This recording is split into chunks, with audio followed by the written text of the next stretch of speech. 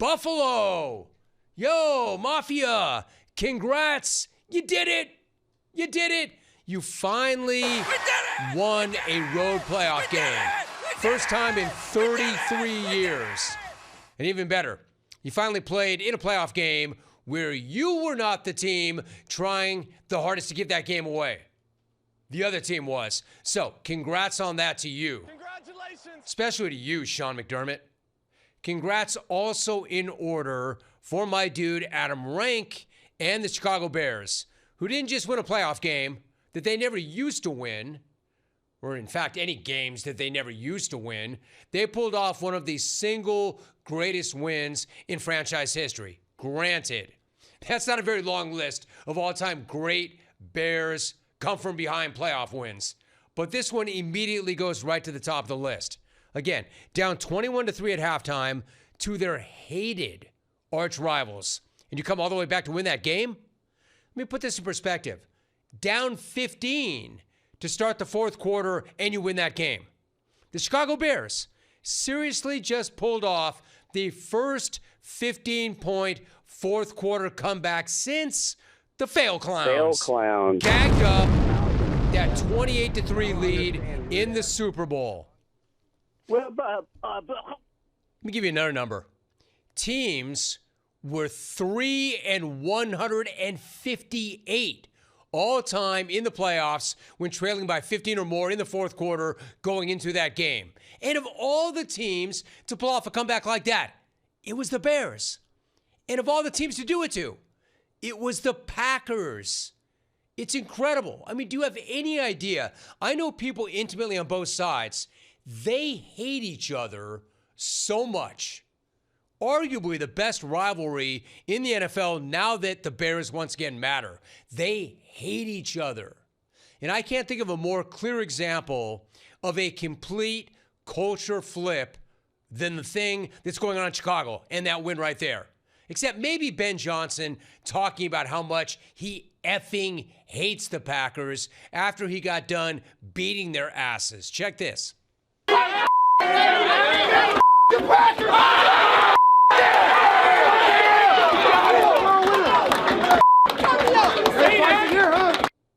Look at that guy's face.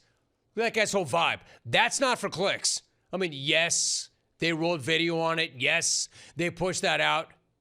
But man, that dude hates the Packers. Ben's like, F the Packers. I hate those guys. Yeah, we know. It shows. I love that he came in talking crap about Matt LaFleur right off the bat in his intro presser. Hadn't even coached a practice yet. It was already going in on LaFleur. And I love that he just backed it up when it really mattered. And then I love that he doubled down on that F them Packers statement today. Hard to imagine how Ben Johnson could have possibly have done any better at this job this season. And save your take about, yeah, Rome, what about him on fourth down? All right, we can talk about that. Look at the culture flip and look at what he's done there. And man, does he hate the Packers. Of course they hate the Packers. He hates the Packers. The Packers hate him. Which is probably why Ben didn't spend any time making small talk with the guy that he clearly hates the most, Matt LaFleur, after that game. You want to talk about a blow-by handshake. Look at this. Look at this. Yeah, where's Ben? Where's Ben? See you later. I mean, Ben's like, boom, out of here. Boom. Hey. Out of here. Ben's like, yo, look at the reverse angle on that. Bam. Boom. In slow motion, it still lasts less than 1 second. In super slow-mo, it's less than 1 second. Boom, out of here. Barely enough time to ask him, how's my ass taste? Tell me how my I mean, he ass all but tastes. said, hey, good luck staying employed, brah. I'm out. That was incredible. So, Wisco half fam, I touched on it earlier, and I asked Logan Ryan about it, so let me ask you point blank. Let me ask you directly, what do we do with Matt LaFleur right now? Because I know you're pissed. I'm talking to you, Packer fan. I'm talking to you, adopted Wisco fam. My Wisco fam right now is out for blood right now. I get it. I can detach And personally, I don't think it really makes any sense to fire this guy. Now, maybe you have a mutual parting of the ways if you can't negotiate a new deal. But let me put it to you this way. It's pretty extreme to say that a guy should be fired when he's 76, 40-1. He's gone to the playoffs in 6 out of the 7 years he's been there, and he did a hell of a job in developing Jordan Love. This is why I say it's pretty extreme to be coming for this guy with your pitchforks and looking for this guy's head on a stick and to run him the hell out of town. The problem is, it's also extreme to say that he deserves a new contract and a raise after what we all just watched. I mean, I don't want to say extreme, but tougher for me to make that argument. Excuse me.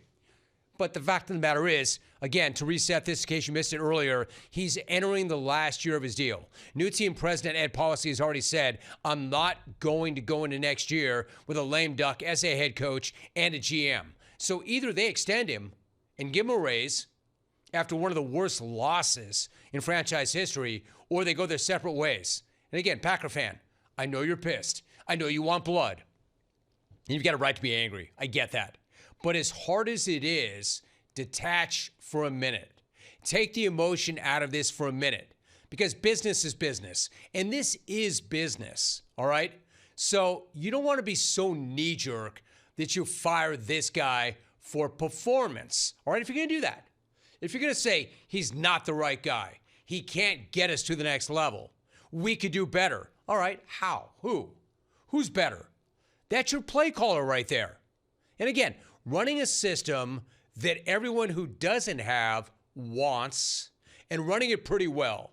And your quarterback thrives with that play caller. And your quarterback's already on record as saying, I want him to come back. If you get rid of your play caller, then what? Who are you going to bring in? The quarterback says, I want the coach back.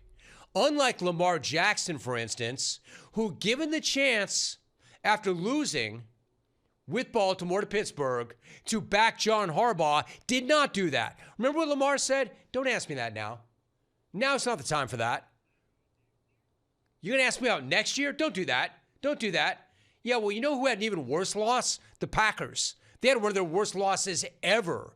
And Jordan Love had no problem saying, yes, I want that guy back. So there's a difference right there. There's a disconnect right there. Lamar had a chance to say, no, Harbaugh's my guy. I want that guy back. He didn't say that. Jordan Love, given the same opportunity, said, yes, I want that guy back. All right, so then Packer fan, you're going to tell me this. All right, we got a better idea. You're asking me who would be better? Harbaugh. We'd rather have Harbaugh than Matt LaFleur. Is that what you're telling me? You'd rather have John Harbaugh than Matt LaFleur? Yeah, sure you wouldn't. Why? What does he bring to you? He might win the presser. He might make you feel better because you got rid of your guy. But how does he actually make you better than what you have right now with LaFleur? You hired John Harbaugh. Great. So what does he bring to it? He doesn't call plays on either side of the ball. And he's older.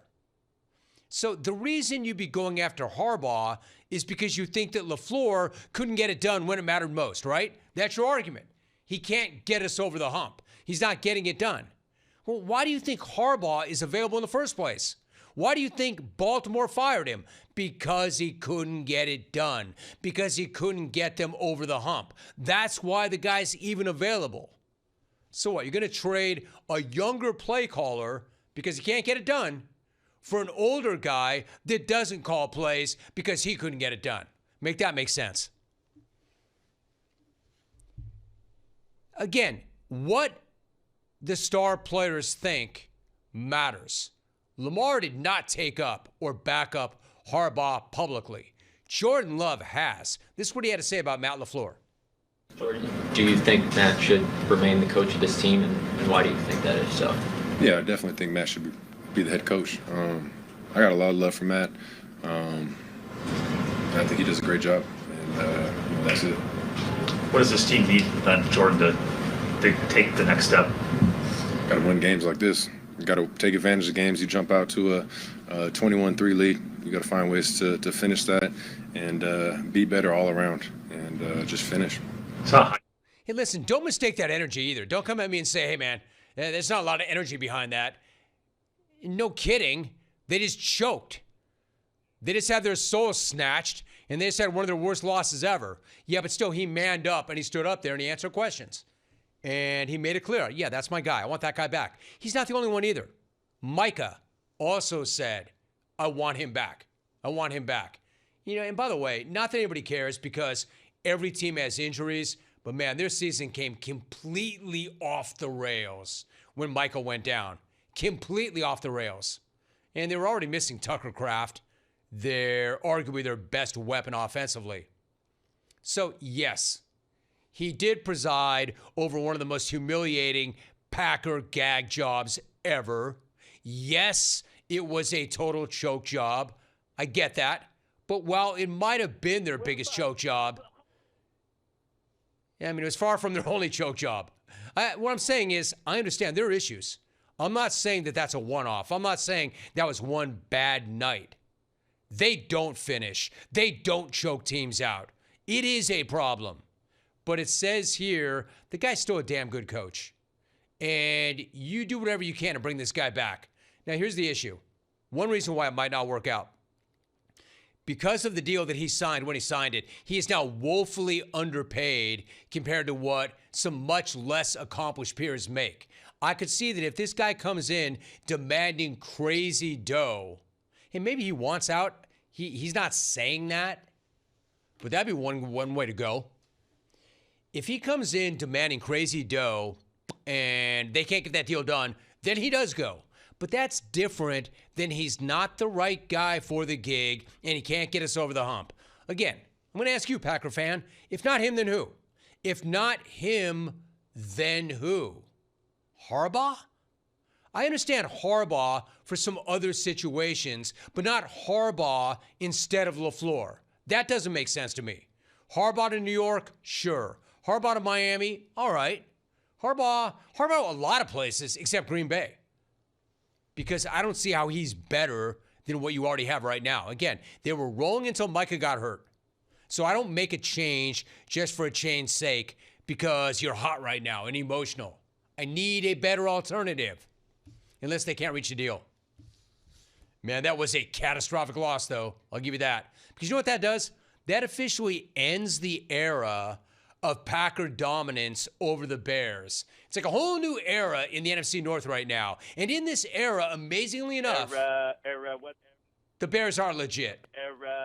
Because they have a legit coach, and they've got a quarterback who, while not perfect, can do things in year two that so many other guys will never be able to do.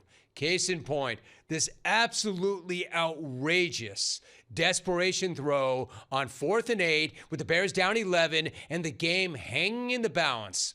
If Caleb Williams is going to keep making plays like this, then maybe he will make good on what Jordan Palmer told us that he told him in the pre-draft process, namely that he wants to be immortal. Have to get to the Green Bay 49. Williams chased, throws, and it's caught at the 30-yard line. I mean, I'm not saying the guy's perfect. I'm not saying that the guy's not a work in progress, but that dude, man, he is that dude. He is a work in progress.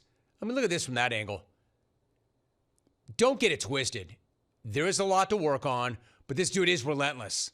And now the whole team knows that they're never out of any game, which is pretty dangerous. And all of a sudden now you've got the Rams going to Chicago. Chicago is an underdog at home, and you've got the Rams playing in cold weather. I'm telling you, they're dangerous. Not perfect, but they are dangerous.